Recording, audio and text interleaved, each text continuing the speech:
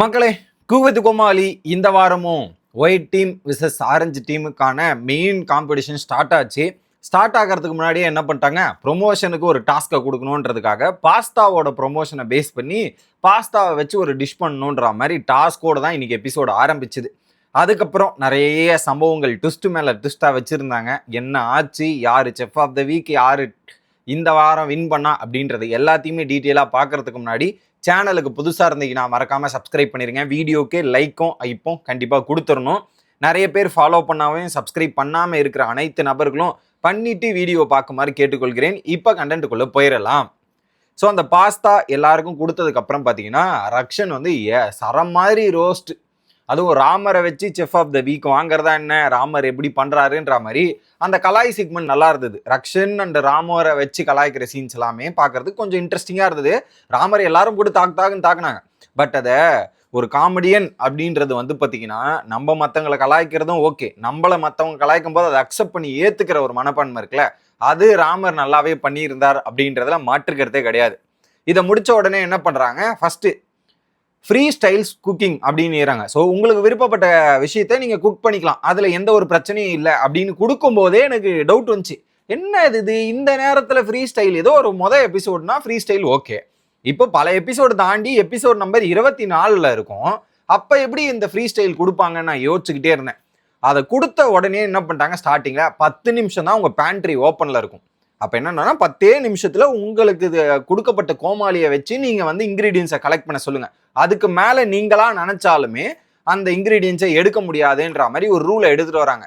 So இதுவே ஒரு ட்விஸ்டாக இருந்தது. ஓகே, ஏன்னா அந்த 10 மினிட்ஸ் ரொம்ப குரூஷியல். அந்த குரூஷியலான விஷயத்தை நம்ம கரெக்டாக பண்ணியிருக்கணுன்ற மாதிரி எல்லா கோமாளியும் கரெக்டாக அவங்க வேலை வாங்கியிருக்கணும். அதில் கோமாளி சொதப்பினாலும் டிஷ் காலி அப்படின்னு பிளான் பண்ண உடனே என்ன பண்ணிட்டாங்க, அடுத்து இன்னொரு ட்விஸ்ட்டை சொல்கிறாங்க. ஓகே, என்னன்னா நீங்கள் போய் எடுத்துகிட்டு வாங்க நம்ம சொல்லிட்டு அடுத்து எல்லாருமே அவங்க ஒரு டிஷ்ஷை பண்ணுறதுக்கான ஒரு பேஸ்கெட்டில் டிஷ்ஷை எடுத்துகிட்டு வராங்களா. எடுத்துகிட்டு வந்து வச்ச உடனே பார்த்தீங்கன்னா கௌசிக் ஒரு அனௌன்ஸ் பண்ணுறாரு, பேஸ்கெட் ஸ்வாப் சேலஞ்ச் அப்படின்றத சொல்கிறாரு.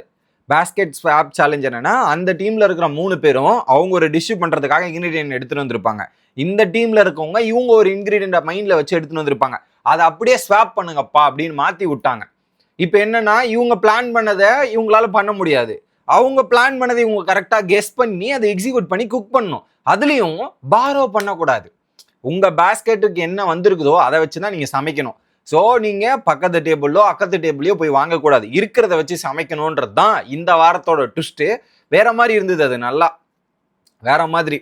இன்னொரு பக்கம் சித்து அப்படியே ஷாக் ஆகிட்டா போல, என்னடா நானே ஒரு பயங்கரமான பிளான் பண்ணி இதெல்லாம் வச்சுருந்தா கடைசியில் இப்படி வந்து ஒரு ட்விஸ்ட்டை கொடுத்தா நாங்கள் என்ன பண்ணுறது அப்படின்ற மாதிரி சித்து ஒரு பக்கம். இன்னொரு பக்கம் சித்து எடுத்துன்னு வந்த டிஷ்ஷை பார்த்துட்டு வேற மாதிரி கலாய்க்கிறாங்க பாக்கியா அவர்கள். அதில் 4 மாவு டப்பா எடுத்துன்னு வந்திருக்காரு. இந்த மாவு டப்பா வச்சு நான் என்னத்த பண்ணேன், இதை வச்சு நாங்களாவது எல்லாத்தையும் எடுத்துன்னு வந்து கொடுத்துருக்கோம், அவன் எடுத்துன்னு வந்து எனக்கு ஆப்பு தான் இருக்குதுன்ற அளவுக்கு வச்சு செஞ்சுட்டு இருந்தாங்க பாக்கியா. இதுக்கு 2 மணி நேரம் ஒரு டைமிங் கொடுத்துருந்தாங்க.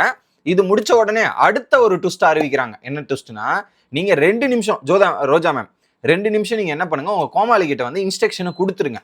அந்த இன்ஸ்ட்ரக்ஷனை கோமாளி கேட்டுக்கிட்டு நீங்க உள்ள போயிருவீங்க, அவங்க கோமாளி சமைக்கணும், இதுதான் டாஸ்க் அப்படின்ற மாதிரி சொன்னோன்னே அங்க ஒரு அடுத்த வெடிகுண்டு, என்னடா இப்படி பண்றீங்களேன்ற மாதிரி ஆயிட்டு இவங்க இன்ஃபர்மேஷன் சொன்னோம். ஆல்ரெடி அவங்க அந்த இன்கிரீடியன்ட் என்னென்னலாம் இருக்குன்னு செக் பண்ணிட்டு அதை ப்ராசஸ் பண்றதுக்கே டைம் எடுக்கும். இதுக்கு நடுவில் இவங்க கிட்ட இன்ஸ்ட்ரக்ஷன் கொடுத்துட்டு போனோமா அப்படின்ற மாதிரி ஆகி போயிட்டு வந்து இன்ஸ்ட்ரக்ஷன் கொடுக்குறாங்க, கோமாளி தடுமாறுறாங்க, குக்கும் தடுமாறுறது தான் நம்மளால பார்க்க முடிஞ்சுச்சு.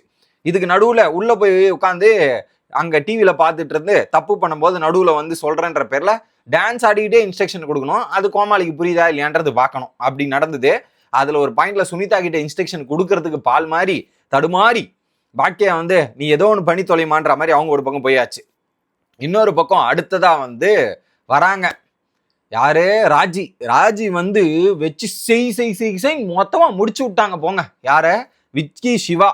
இது வரைக்கும் விக்கி சிவா வந்து இந்த மாதிரி அடியும் இந்த மாதிரி இதுவும் வாங்கியிருக்கே மாட்டார். கடைசியில் உன்னை கரெக்டாக போட்டதுக்கு ராஜுவால் என்ன பண்ண முடியுமோ தரமான சமம். போன வாரம் புகழ் அனுபவிச்சத இந்த வாரம் டபுள் மடங்கு ட்ரிபிள் மடங்கு வந்து விக்கி சிவா அனுபவிச்ச தருணத்தையும் நம்மளால பார்க்க முடிஞ்சு. இதை முடிஞ்ச உடனே பார்த்தீங்கன்னா இன்னொரு பக்கம் சித்து சிக்கனா மட்டனா என்னன்னே தெரியாம சிக்கனுக்கான ரெசிபியை பிளான் பண்ணிட்டாங்க. கடைசியில் அவங்க வந்து எட்டி பார்த்தா அது மட்டன் இருக்கு. ஏன்னா சிக்கன் வேகிற டைமிங்கும் மட்டன் வேகிற டைமிங், ஏன்னா மட்டன் ஒரு எனக்கு தெரிஞ்சு 5-6 விசில் விடுவாங்க வீட்லயே. அப்போ சிக்கன்னா ஒரு 10 நிமிஷம் அதுக்குள்ளேயே இதுவாயிரும். ஒரு 10 இல்ல 1/4 மணி நேரம் எனக்கு தெரிஞ்ச வரைக்கும் சொல்றேன். அது 10 நிமிஷத்துக்குள்ளேயே வெந்துடும். இங்க என்னடானா இப்படி ஆனதுக்கு அப்புறம் என்ன பண்றதுன்னு சித்துக்கு தெரியல. சரி பண்ணலாம் அப்படின்ற மாதிரி சொல்லிட்டு ரோஜா மேடம் வந்து அடுத்து என்ன பண்றாங்க, ஏன்னா அவங்க ஒயிட் டீமோட லீடர் இல்லையா, ஆல்ரெடி தன்னந்தனியா விட்டாங்க இந்த வாரம். உடனே அவங்க வந்து என்ன சொல்றாங்க, டே அட்வான்டேஜ் ஜெயிச்சிருக்கீங்க, அட்வான்டேஜை பயன்படுத்துங்கடா, என்ன பண்ணலாம், அந்த 3 குக்கையும் கட்டி போட்டுடலான்ற மாதிரி அவங்கள கட்டி போட்டு அட்வான்டேஜ் விட்டாங்க. அது பெருசா பாதிப்பு ஏற்படுத்தல அந்த அட்வான்டேஜால. பட் ஓகே அப்படின்ற மாதிரி டிஷ்ஷை கம்ப்ளீட் பண்றாங்க 2 மணி நேரத்துல. First Baakiya versus Sidhu. அதுல வந்து பாத்தீங்கன்னா பாக்கியா இது சித்து பண்ணது வந்து பாத்தீங்கன்னா nawabi mutton with reimagined butter garlic naan, அப்புறம் கிறிஸ்பி பாஸ்தா. இதுல வந்து பாத்தீங்கன்னா சிக்கன் மாதிரி சாஃப்டா மட்டனை பண்றது ஒரு பெரிய விஷயம். இந்த சாஃப்டா அழகா பண்ணிருக்கீங்க, வேற லெவலா இருக்குன்ற மாதிரி ரோஜா மேமோட கமெண்ட். மாதம்பட்டி பெயிண்டிங் மாதிரி பண்ணிருப்பேன். குறிப்பா அந்த கோல்டு வச்சு ஒரு டெக்கரேஷனே வேற மாதிரி இருந்தது. அது ரொம்ப இம்ப்ரெஸ்டா இருந்தது அந்த அளவுக்கு. இதுல போன வாரம் வேற ஒரு சம்பவம் பண்ணி விட்டாங்க. அந்த வண்டு கிண்டு எல்லாம் பறந்தது இல்லையா, அதை பார்த்த உடனே இந்த வாட்டி ஏதாவது பண்ணி வச்சிருக்கீங்களான்னு நம்ம உத்து நோக்கிற அளவுக்கு இருந்தது அந்த டிஷ் எல்லாம். அதுல பெயிண்டிங்கா இருக்கட்டும் பயங்கரமா பண்ணியிருந்தாரு. ஸோ வேற மாதிரி ஒரு ஸ்டாண்டிங் ஓவேஷனே வந்து கொடுத்தாச்சு சித்துக்கு. இவருமே கொடுத்துட்டாரு, கௌஷிக்குமே கொடுத்துட்டாரு. வேற மாதிரி பண்ணியிருக்கீங்க, செமையா இருக்குன்ற மாதிரி நல்ல கமெண்ட் வந்துருச்சு சித் அண்ட் ஸ்ரேயாக்கு. இன்னொரு பக்கம் பாக்கியாக்கு வந்து பிரசன்டேஷன்லாம் ஓகே தான், பட் இன்னும் கொஞ்சம் பெட்டரா பண்ணியிருக்கலான்ற மாதிரி மோசமான கமெண்ட்ஸ் தான். ஏன்னா அது வந்து பாக்கியாவை சொல்றது தப்பு கிடையாது. ஏன்னா இவங்க கொடுத்த டிஷ்ஷை வச்சு பாக்கியாவால அதை யூட்டிலைஸ் பண்ண முடியலன்றது தான் பாயிண்ட். அங்க அவுட். இந்த சேலஞ்சில் சித்து ஸ்ரேயா ஜெயிக்கிறாங்க. அடுத்து சம்யுக்தா மற்றும் அரவிந்த் கேப்டனுக்கு இடையே மோதல். அதுல வந்து சம்யுக்தா வந்து பண்ணது paneer momos with white and tomato sauce with Korean pasta தான் பாக்கியா பண்ணதை அதை சொல்ல மறந்துட்டேன். சம்யுக்தா பண்ணது என்னன்னா prawn creamy rice balls and coconut sauce. இதுல குறிப்பா வந்து அவங்க பண்ண வந்து கடைசியில 6 அடிச்சிட்டிங்க. உங்களுக்கு கொடுக்கப்பட்ட ஸ்பைசஸ்லாம் பேலன்ஸ் பண்ணி இதெல்லாமே சூப்பரா பண்ணிட்டு இருக்கீங்க, வேற மாதிரி இருக்குன்ற மாதிரி பயங்கரமான கமெண்ட் சம்யுக்தாவுக்கு வந்துருச்சு. அடுத்து அரவிந்த் பண்ணது என்னன்னா ட்ரை கலர் டிஷ்ன்ற மாதிரி பண்ணியிருக்காரு.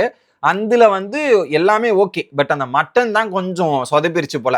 மற்றபடி நல்லா இருக்கு, மட்டன் மட்டும் சொதப்பாம இருந்தீங்கன்னா பரவாயில்ல அப்படின்ற ஒரு கமெண்ட் வாங்கியிருந்தார். ஸோ சம்யுக்தா அரவிந்த் இந்த 2 பேர்ல பாத்தீங்கன்னா சம்யுக்தா ஆரஞ்சு டீமோட முதல் வெற்றி. கடைசி மஞ்சுநாதனா ராஜ்யா, இதுதான் டிசைடிங் ஃபேக்டர் அப்படின்னும் போது மஞ்சுநாதன் வந்து mushroom rice with butter garlic chicken. அதுல குறிப்பா அந்த சிக்கன் எக் ரைஸ் எல்லாம் ஹெல்த்தி ஃபுட் இதெல்லாம் அப்படின்ற மாதிரி ரோஜா மேம் கமெண்ட் பண்ண. இது ஹெல்த்தி ஃபுட்டுன்னு சொல்றீங்க, நான் வீட்டில் இதை வாங்கினா நம்மள காரி முழுறாங்க அப்படின்ற மாதிரி தான் இருந்தது நமக்கு. அதை தாண்டி நீங்க ப்ரெசன்டேஷனை மட்டும் இன்னும் கொஞ்சம் இம்ப்ரூவ் பண்ணுங்கன்ற மாதிரி அவருக்கு ஒரு கருத்து வந்தது. அதை தாண்டி நீங்க இன்னும் கொஞ்சம் நல்லா பண்ணியிருக்கலாம். ஸோ லைட்டா வந்து சிக்கன் ஒரு சில பீசஸ் வந்து வெந்து வேகாம இருக்குன்ற மாதிரி கொஞ்சம் பாசிட்டிவும் நெகட்டிவும் சேர்ந்த கமெண்ட்ஸ் தான் மஞ்சுக்கு வந்தது. அடுத்து ராஜி வந்து ஜாஸ்மின் ஸ்டிக்கி ரைஸ் மற்றும் சிக்கன் திக் அனி அப்படின்ற ஒரு புது டிஷ்ஷை பண்ணிக்கிறாங்க. இவங்களோட இனோவேஷனை எக்ஸிக்யூட் பண்ணியிருக்காங்க. அதுல வந்து பாத்தீங்கன்னா பிரசன்டேஷன் சூப்பரா இருக்கு, ஸ்டிக்கி ரைஸ்ல பயங்கரமா இருக்கு, என்ன சால்ட் மட்டும் கொஞ்சம் கம்மி. அதை தாண்டி ஸ்டாண்டிங் ஓவேஷன் வேற மாதிரி கலக்கிட்டீங்கன்ற மாதிரி ஒரு சொன்ன உடனே ஒரு பக்கம் ரொம்ப எமோஷனல் ஆயிட்டாங்க ராஜி. அடுத்து இவரும் மாதம்பட்டியும் ஸ்டாண்டிங் ஓவேஷன் கொடுத்தாச்சு, இவரும் கௌஷிங்கும் ஸ்டாண்டிங் ஓவேஷன் கொடுத்த உடனே ஆஹா ரொம்ப சந்தோஷத்துல போயிட்டு ஒரு மாதிரி எமோஷன் சீன்ஸை பார்க்க முடிஞ்சு. இந்த 2 பேர்ல யாரா வின்னு பாத்தீங்கன்னா ராஜ் வின். ஸோ போன வாரமும் ஒயிட் டீம் வின்னு, இந்த வாரமும் 2ல் 1ன்ற கேட்டகரியில ஒயிட் டீம் வின் பண்ணியாச்சு. கடைசியா யாருக்கு செஃப் ஆஃப் த வீக் போக போகுது அப்படின்னு பார்த்தோன்னே த ஸ்ட்ரகிள் அப்படின்னு ஒரு ஃபுட்டேஜ் போடுறாங்க. அது ஸ்ட்ரகிள் ஃபுட்டேஜ் முடிஞ்ச உடனே த ப்ராமிஸ் அப்படின்ற ஒரு ஃபுட்டேஜ் போடுறாங்க. அது முடிஞ்ச உடனே த ரிசல்ட் அப்படின்ற மாதிரி போட்டு சித்து அண்ட் ஸ்ரேயாக்கு வந்து இந்த ஒரு விஷயத்த சொல்லியிருக்காங்க.